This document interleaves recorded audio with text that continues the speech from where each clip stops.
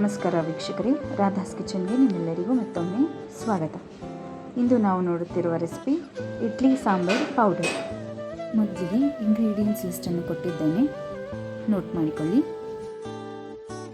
ಮೊದಲಿಗೆ ಪ್ಯಾನ್ ಬಿಸಿ ಮಾಡಲು ಇಟ್ಟು ಗುಂಟೂರು ಮೆಣಸಿನಕಾಯಿ ಹಾಗೂ ಬ್ಯಾಡಗೆ ಮೆಣಸಿನಕಾಯಿಯನ್ನು ಎಣ್ಣೆ ಸೇರಿಸಿ ಸ್ವಲ್ಪ ಹುರಿದುಕೊಳ್ಳಬೇಕು.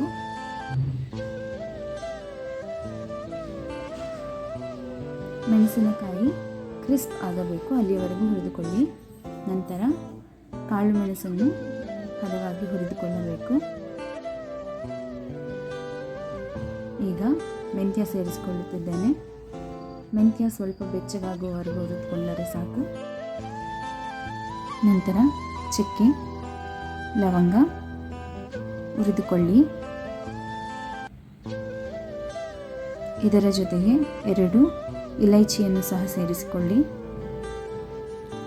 ಈಗ 1 ಸ್ಪೂನ್ ಗಸಗಸೆ,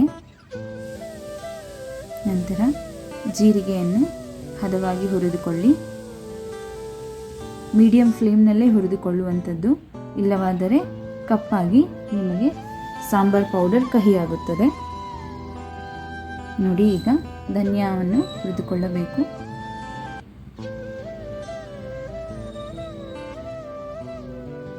ನಂತರ ಕಡಲೆಬೇಳೆ, ಕೆಂಪಾಳ ಹುರಿದುಕೊಳ್ಳಿ. ಇದಾದ ನಂತರ ಉದ್ದಿನ ಬೇಳೆಯನ್ನು ಬ್ರೌನ್ ಆಗುವವರೆಗೂ ಹುರಿದುಕೊಳ್ಳಿ.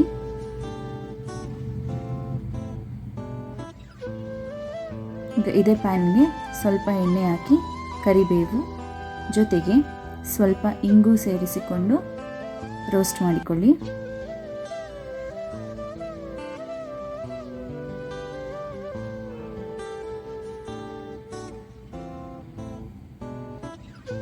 ಇದಾದ ನಂತರ ಸ್ಟವ್ ಆಫ್ ಮಾಡಿ ಅದೇ ಪ್ಯಾನ್ಗೆ ಒಣಕೊಬ್ಬರಿಯ ತುರಿಯನ್ನು ಸೇರಿಸಿ ಹಾಗೆ ಬಾಡಿಸಿಕೊಳ್ಳಿ.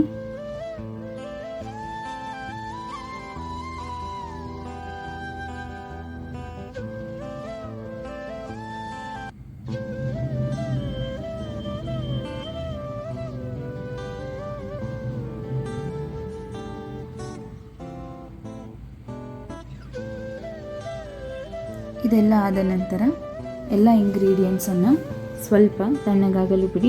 ಎಲ್ಲ ಪದಾರ್ಥಗಳು ಕೂಲ್ ಆದ ನಂತರ ಮಿಕ್ಸಿ ಜಾರಿಗೆ ಹಾಕಿ ಪೌಡರ್ ಮಾಡಿಕೊಳ್ಳಿ.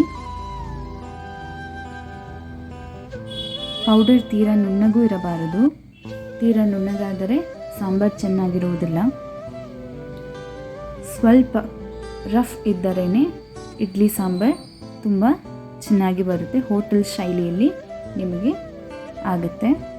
ಈ ರೀತಿ ರಫ್ ಆಗಿ ಪೌಡರ್ ಮಾಡಿ ನೀವು ಒಂದು ಏರ್ ಟೈಟ್ ಕಂಟೈನರಲ್ಲಿ ಹಾಕಿ ಮ್ಯಾಕ್ಸಿಮಮ್ 3 ಮಂತ್ಸ್ ಸ್ಟೋರ್ ಮಾಡಬಹುದು.